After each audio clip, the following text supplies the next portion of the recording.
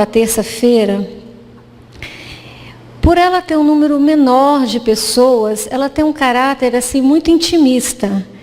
É uma reunião que a gente pode realmente dar uma conotação de estudo, aprofundar um pouquinho mais pausadamente. Eu ainda não abri mão dos slides, porque às vezes os textos são tão ricos, tão primorosos, que enquanto eu vou falando, vocês vão lendo, e isso vai gravar de alguma forma na memória de vocês, na memória visual, e pode motivá-los ao retornar para casa ao longo dessa semana, de lembrar daquela frase, de abrir o Evangelho, ou de pegar, né, na internet uma palestra, um estudo, um roteiro, e dar seguimento à reflexão que a gente desenvolveu. Hoje nós vamos falar do capítulo 6 do Evangelho segundo o Espiritismo, cujo título é o Cristo Consolador. É um capítulo pequeno, mas um capítulo muito rico, como tudo no Evangelho, que sempre nós temos um material muito farto para reflexionarmos. Como sempre nós fazemos, a gente vai ler na íntegra o trecho do Evangelho. Vinde a mim, todos vós que estáis aflitos e sobrecarregados, que eu vos aliviarei. Tomai sobre vós o meu jugo, e aprendei comigo, que sou brando e humilde de coração, e achareis repouso para vossas almas, pois é suave o meu jugo e leve o meu fardo. Essa fala de Jesus está lá no Evangelho de Mateus, no capítulo 11, versículo 28 a 30. O que a gente pode refletir a partir dessa fala do Cristo? Todos os nossos sofrimentos, todas as nossas misérias, nossas decepções, as nossas dores físicas e espirituais, o nosso sofrimento, no nosso sentimento quando perdemos os nossos seres amados, encontram consolação na fé no futuro, na confiança em um Deus justo, não em um Deus punitivo. Esse Deus soberanamente justo, bom, misericordioso, afável, que recebe o filho pródigo, que acolhe a prostituta, que perdoa o ladrão no último momento na cruz, é o Deus que o Cristo veio ensinar aos homens. Por isso, o Cristo, o Consolador, o primeiro Consolador. Jesus nos faz um convite para irmos até Ele. Vinde a mim. Fiquei pensando sobre esse convite. Vinde a mim. Não basta só ir ao templo religioso. Só a presença física, não que não signifique nada, mas significa pouco.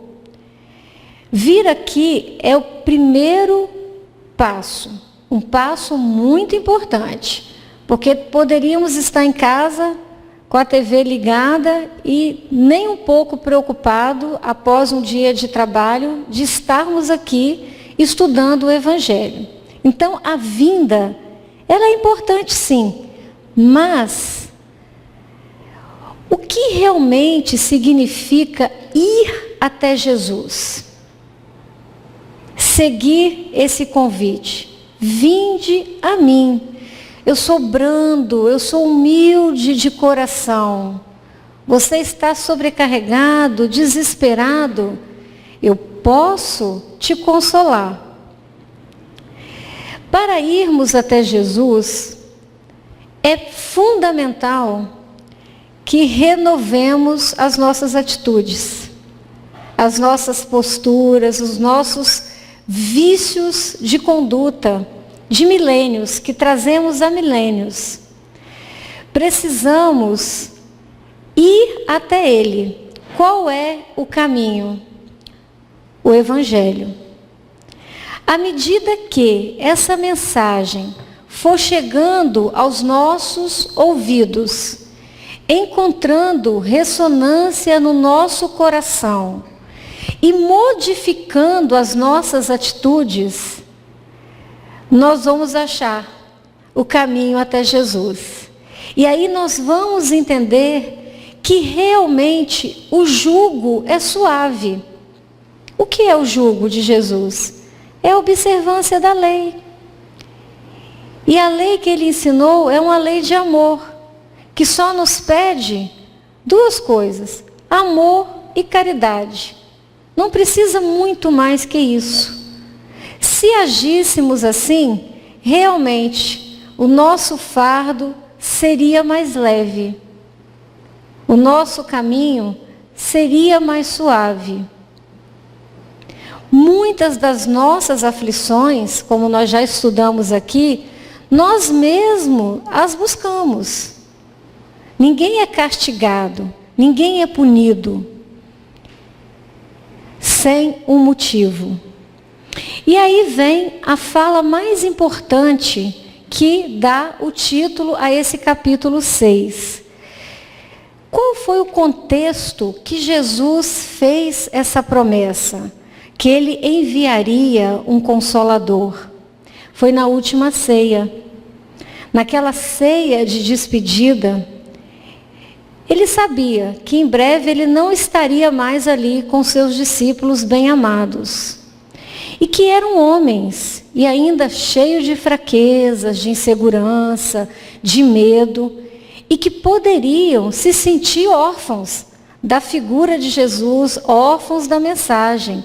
Então Jesus, ele já quer prepará-los. Olha, em breve eu não estarei mais com vocês, mas tudo do que eu ensinei, tudo do que nós vivemos juntos, tudo que vocês presenciaram, as curas, os milagres que eu operei, não vai se perder.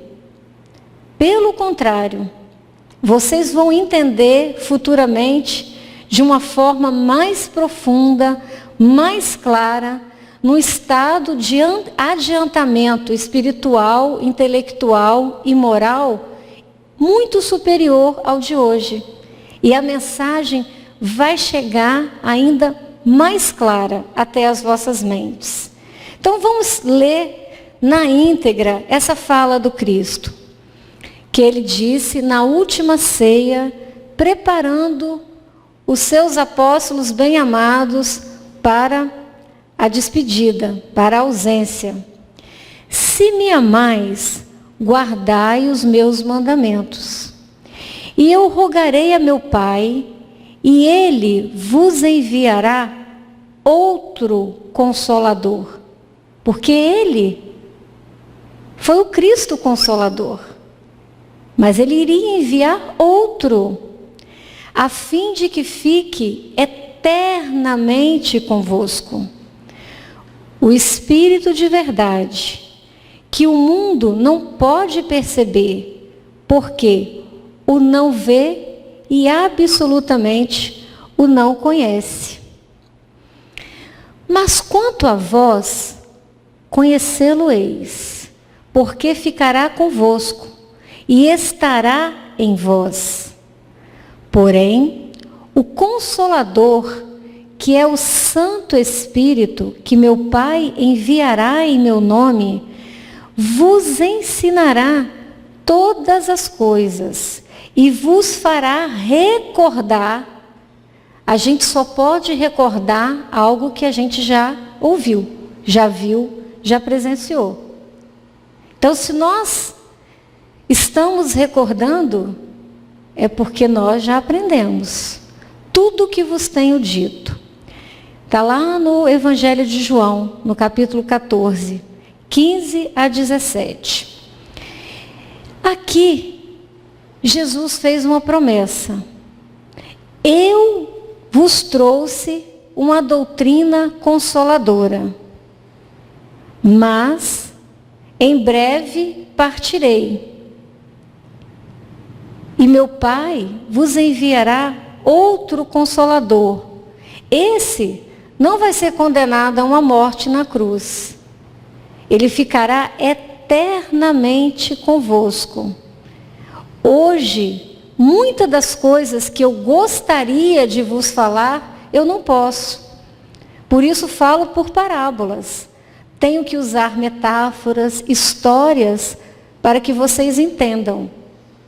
Mas no futuro, vocês irão recordar tudo que eu vos tenho dito hoje, com uma percepção, com um alcance intelectual, com uma compreensão muito mais abrangente, muito mais alargada, porque séculos de evolução, de luta, de sofrimento, de depuração, já se passaram. Nós saímos da estrada da barbárie. Estamos muito longe de sermos o rebanho desejado por Cristo, manso, humilde. Mas já melhoramos muito, já avançamos muito. Intelectualmente, cientificamente, o nosso progresso foi notável. E à medida que o intelecto, a asa da intelectualidade se desenvolve, não tem jeito. Os questionamentos ocorrem. A razão desperta, questiona.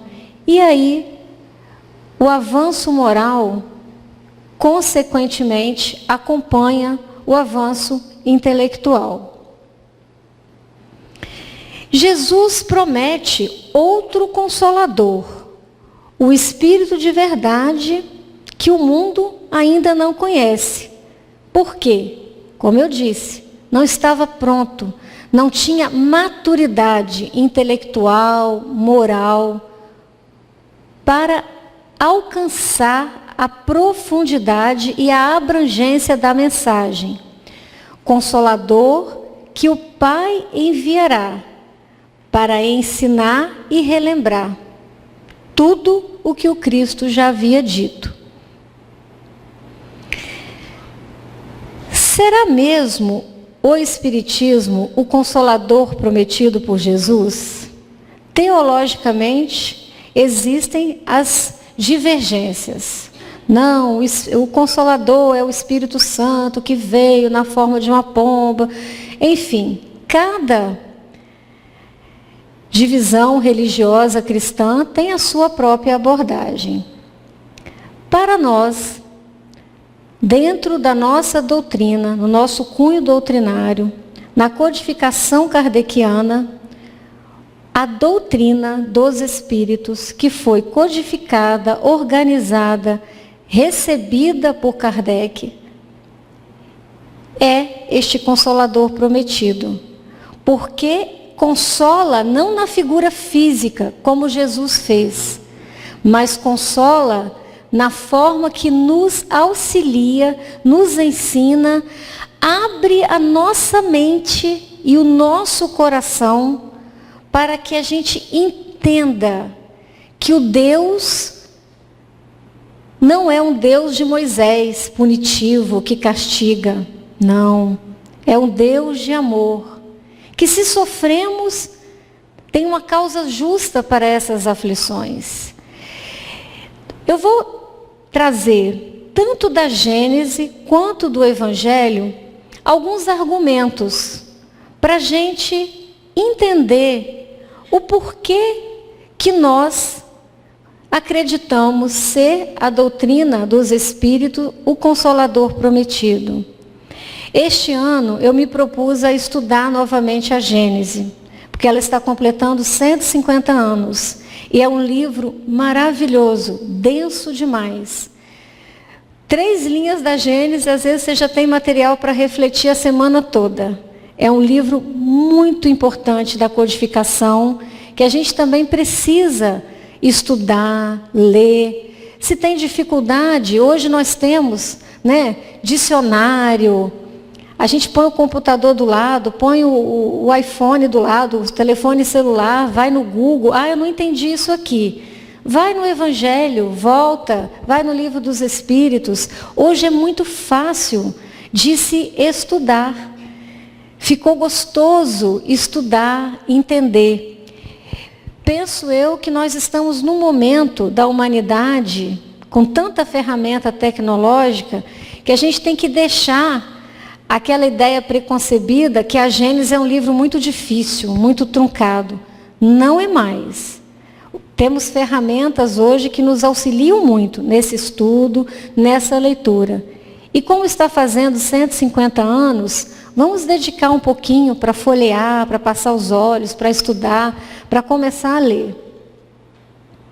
Então, logo no capítulo 1, no item 42 da Gênesis, nós poderíamos fazer a palestra de hoje só desse item 42, que nós teríamos substrato para muita discussão.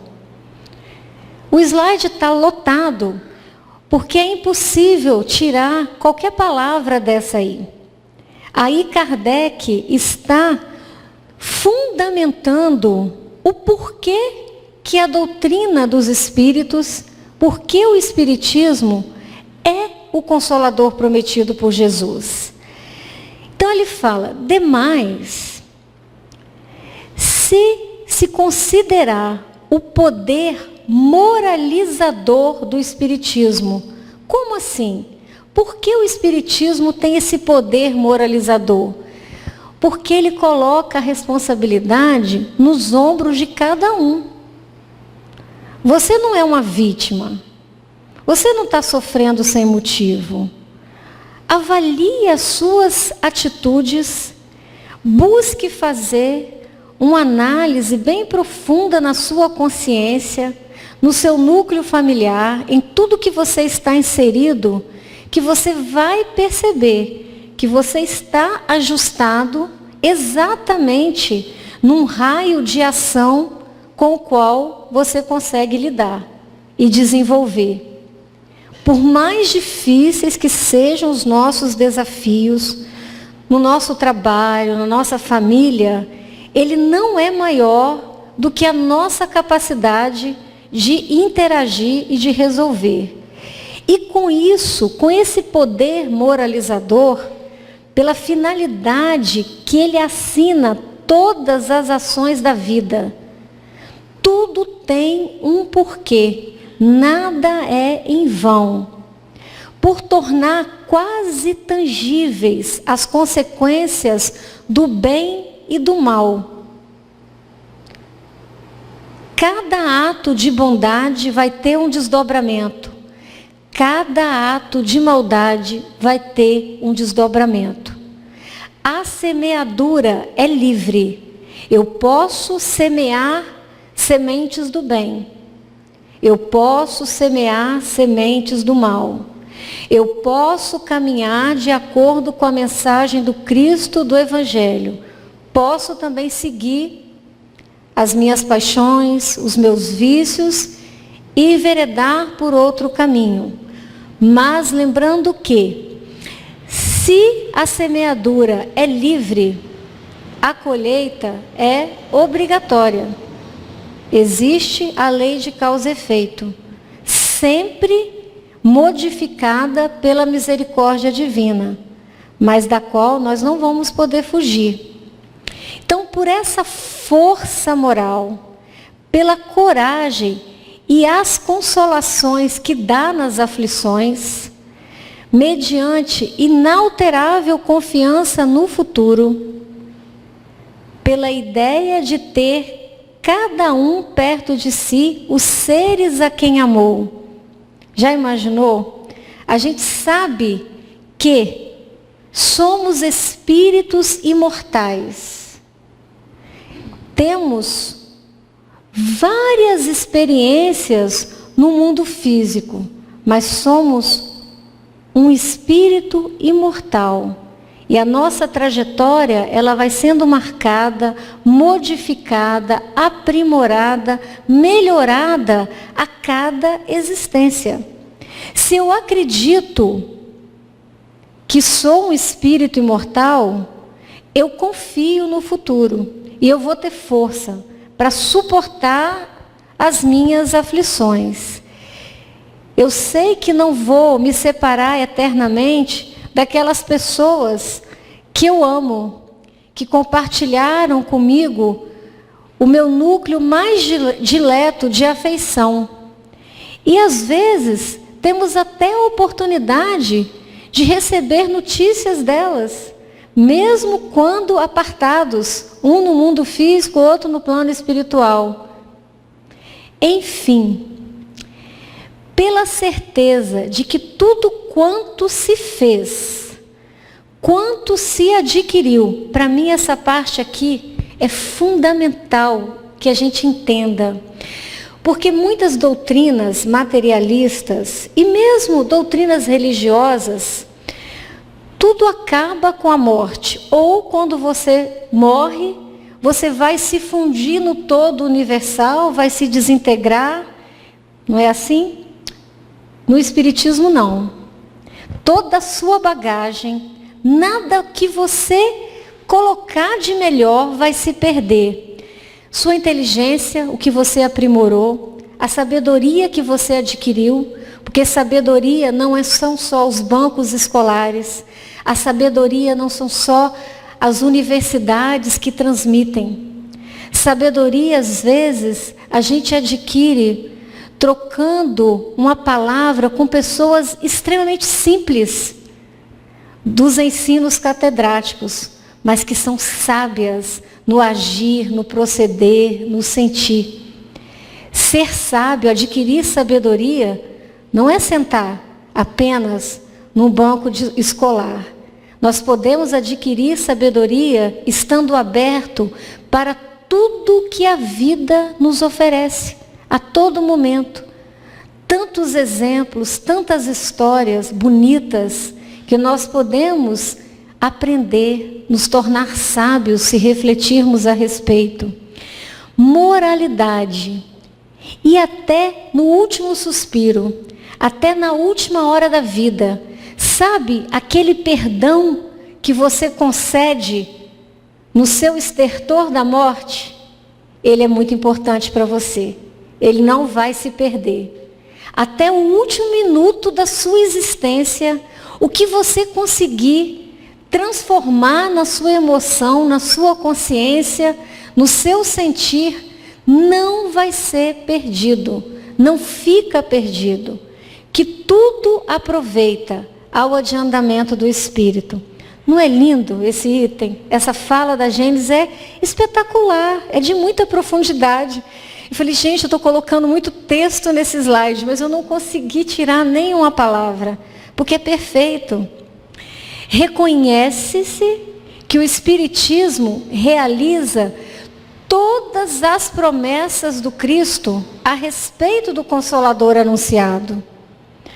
Ora, como é o Espírito de verdade que preside ao grande movimento da regeneração, a promessa de sua vinda se acha por essa forma cumprida, porque de fato é Ele o verdadeiro Consolador. Então, aqui nós já teríamos muito substrato para não duvidarmos que essa doutrina é o Consolador prometido por Jesus.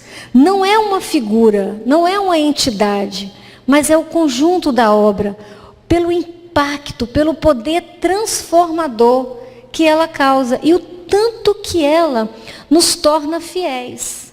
Porque se eu sei que tudo que eu aprender nessa existência vai somar na minha bagagem, vai ficar registrado nos meus arquivos, e que numa existência futura eu vou fazer um download e já vou chegar aqui com muita coisa acumulada, a gente tem mais esperança, tem mais força, tem mais fé.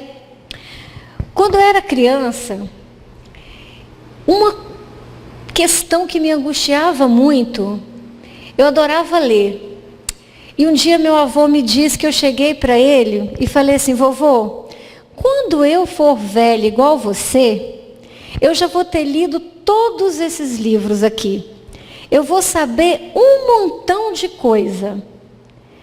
Aí que eu parei, pensei, falei, mas aí eu vou estar perto de morrer. Isso não faz o menor sentido. E é verdade, porque se a gente pensa que passa uma vida adquirindo conhecimento, buscando se tornar mais aprimorado e que aquilo vai acabar, a gente fica desmotivado. Agora, se eu sei que eu posso ler, estudar, aprimorar, que isso tudo não vai se perder na poeira do tempo, me torna mais forte. Eu tenho mais vontade de aproveitar o meu tempo aqui, nessa existência, colocando na minha vida conteúdos positivos, conteúdos que acrescentam. Mas tudo bem, eu ainda não estou convencido por essa fala da Gênese, que o Espiritismo é o Consolador prometido.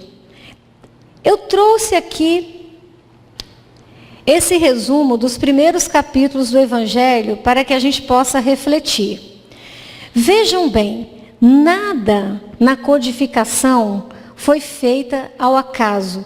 Tudo tem um propósito. Curioso que eu ainda não tinha prestado atenção nisso. Vejam bem, do capítulo 1 ao capítulo 6, os 5 capítulos, cada um tem o propósito de nos esclarecer e de realmente dar embasamento para que a gente entenda o Cristo Consolador, no capítulo 6.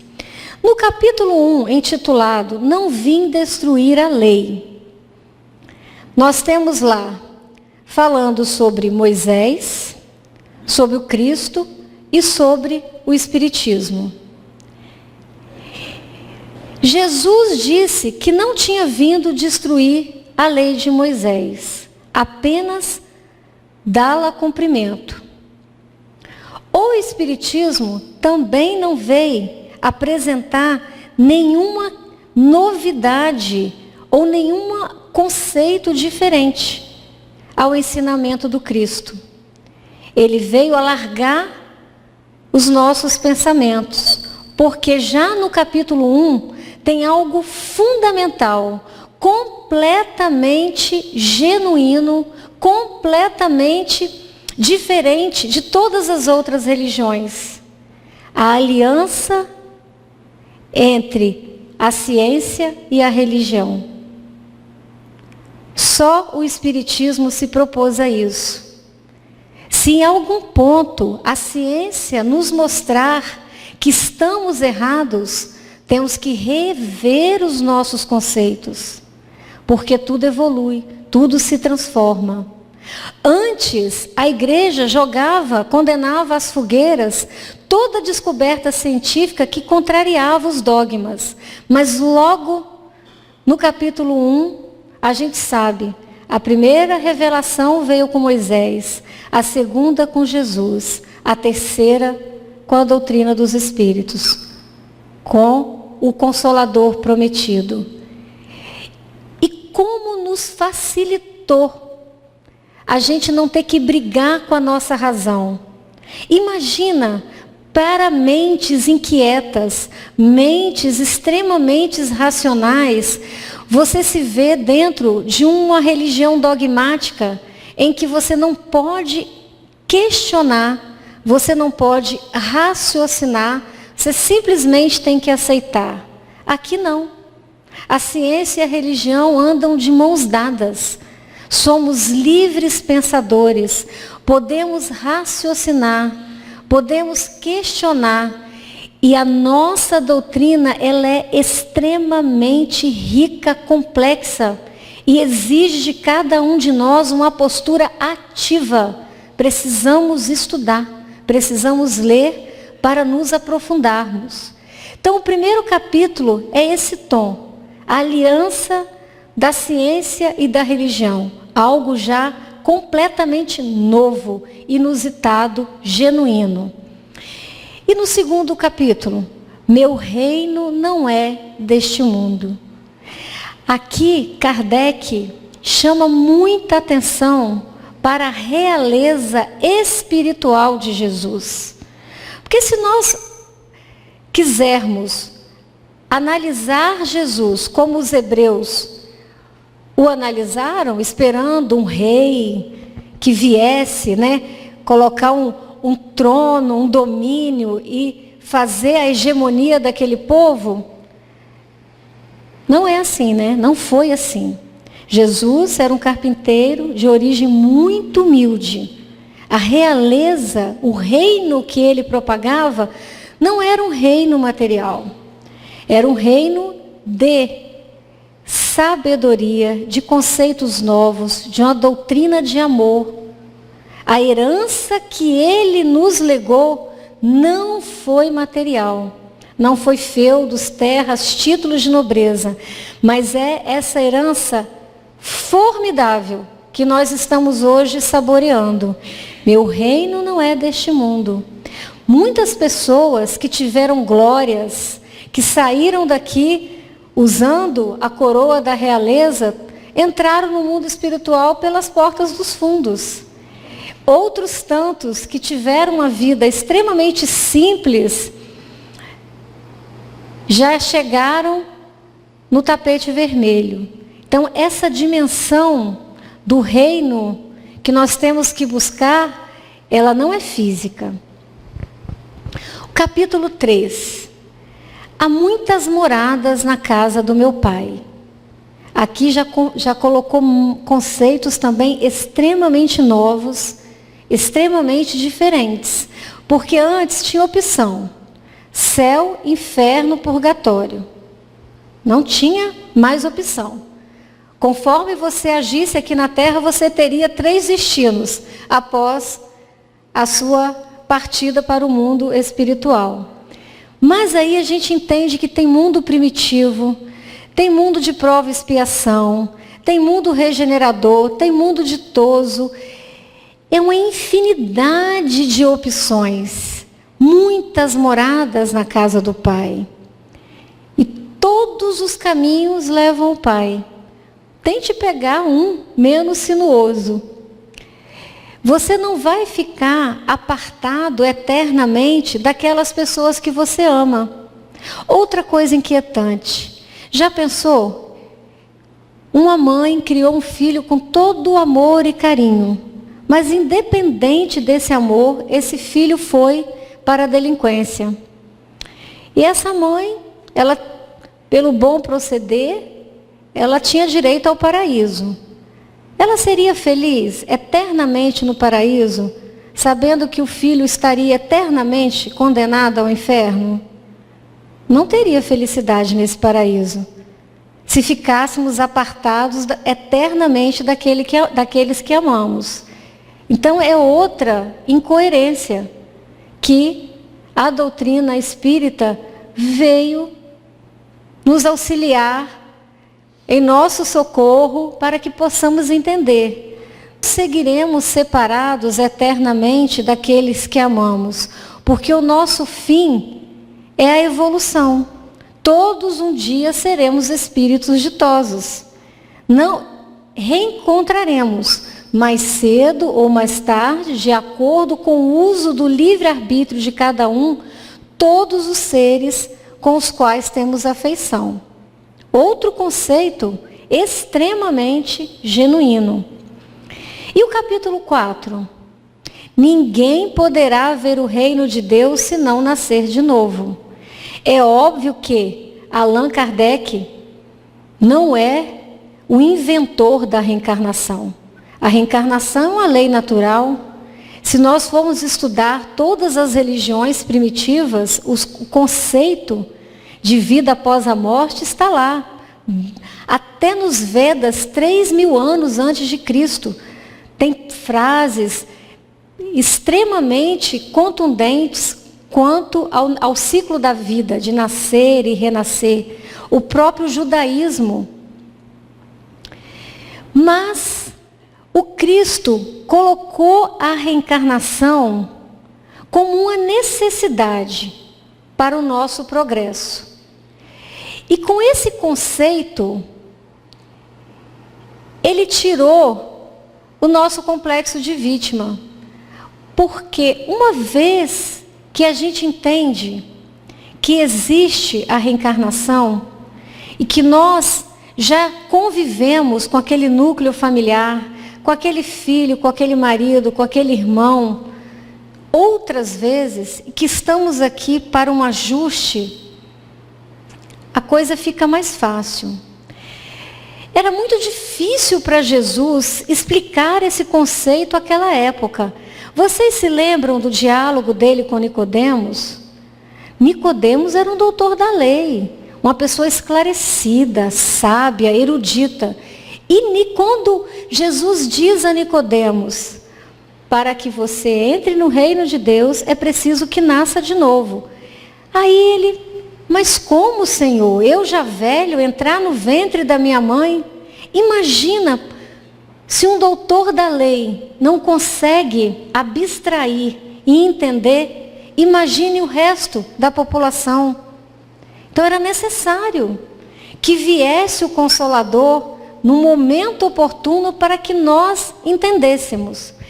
Aí vem o capítulo 5, outra estranheza. Por que bem-aventurados aflitos está no capítulo 5 e não na sequência das bem-aventuranças, como os outros capítulos que se seguem depois, o 7º, 8º, 9º? Por quê? Era necessário que nós entendêssemos a justiça divina, que a causa das aflições estão tanto nesta vida, na existência atual, quanto em existências anteriores. E que tudo que a gente sofre tem um motivo justo, tem uma causa justa. Então era necessário que a gente estudasse o capítulo 1, capítulo 2, capítulo 3, capítulo 4, capítulo 5, que trazem um entendimento diante da dor, um consolo completamente diferente das demais religiões. E aí chegamos finalmente no capítulo 6, que fala que a doutrina espírita é o Consolador prometido. Fica mais fácil agora, não fica? Entendendo que temos uma aliança, ciência e religião, toda a lei, desde Moisés, nada foi adulterado. A gente só consegue melhorar o entendimento, não modificar. Um reino, uma herança, uma realeza divinal espiritual, não material.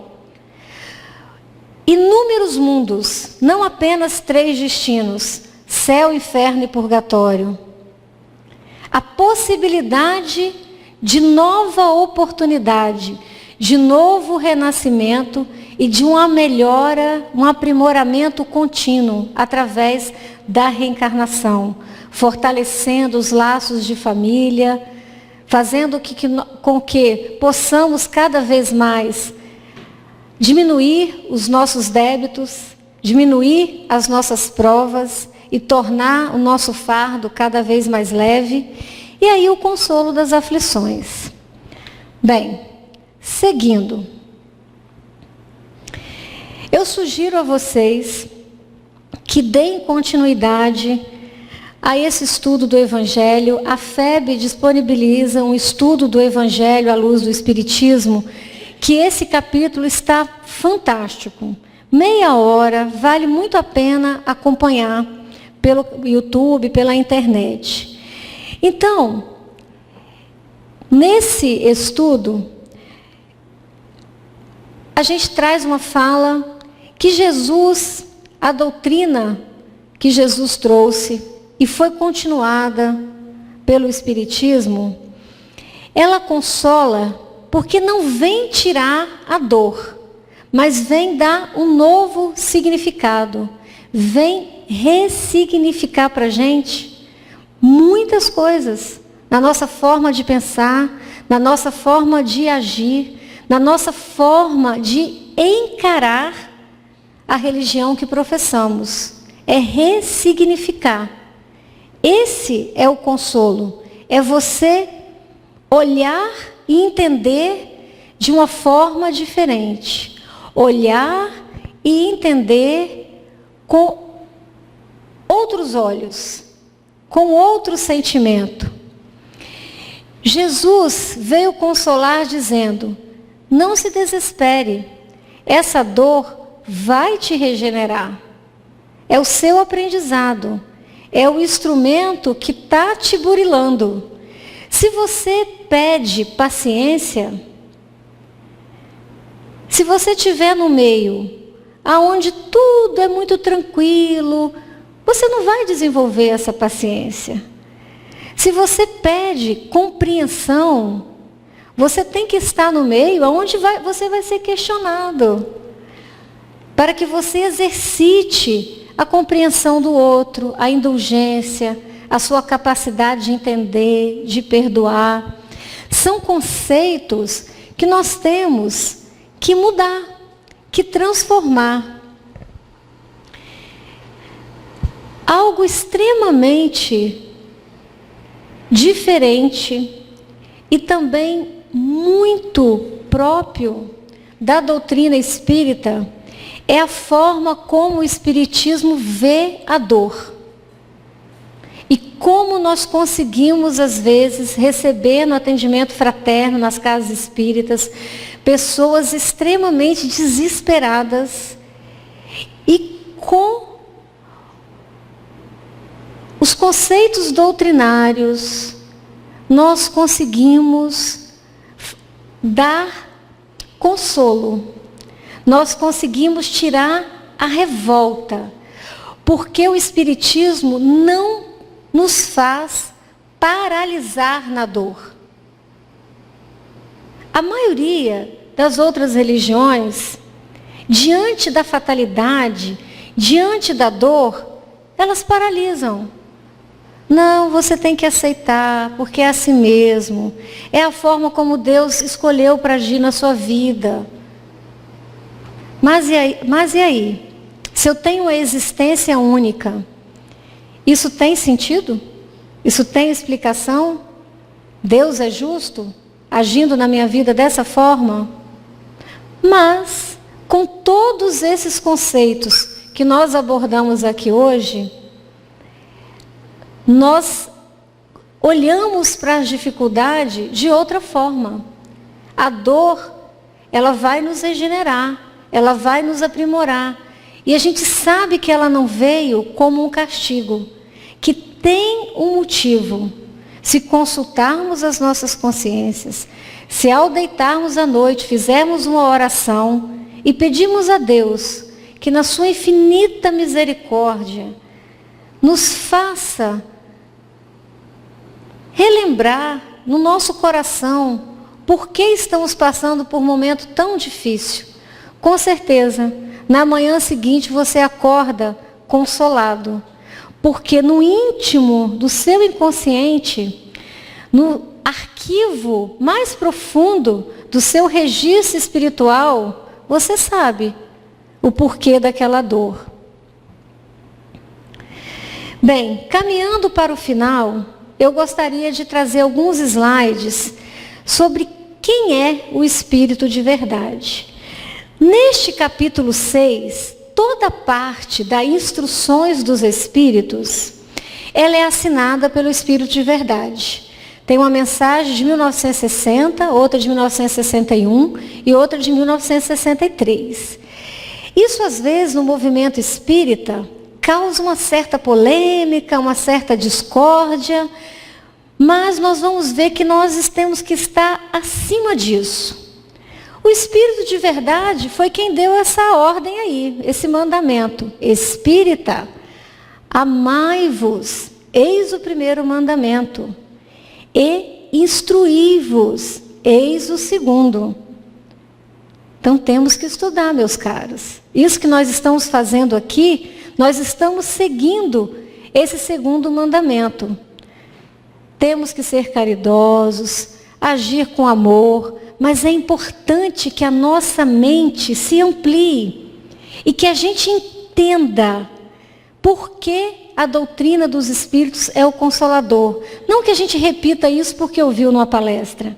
E hoje eu apresentei para vocês um roteiro, para que vocês realmente acreditem nisso, raciocinando. A mensagem que tem do Espírito de verdade. Prestem bem atenção na conjugação do verbo, na pessoa do verbo. Venho como outrora aos transviados filhos de Israel, trazer-vos a verdade e dissipar as trevas. Quem será, hein, que foi levar a verdade aos transviados filhos de Israel? Escutai-me. O Espiritismo, como fez antigamente a minha palavra, tem de lembrar aos incrédulos que acima deles reina a imutável verdade. O Deus bom, o Deus grande, que faz germinem as plantas e se levantem as ondas. Revelei a doutrina divinal. Quem revelou? Quem foi o revelador? Como um ceifeiro reunia em feixes o bem esparso no seio da humanidade. E disse, quem disse isso? Vinde a mim, todos vós que sofreis. Mais uma mensagem. Sou o grande médico das almas e venho trazer-vos o remédio que vos há de curar. Os fracos, os sofredores e os enfermos são os meus filhos prediletos. Quem que escolhia só os deserdados para estar com ele? Ele dizia, os sãos não precisam de médicos. Venho salvá-los. Vinde, pois, a mim, vós que sofreis, e vos achais oprimidos, e sereis aliviados e consolados. A mensagem do Espírito de Verdade de 1861. Então, quem é o Espírito de Verdade? Vejam bem, para mim essa resposta basta.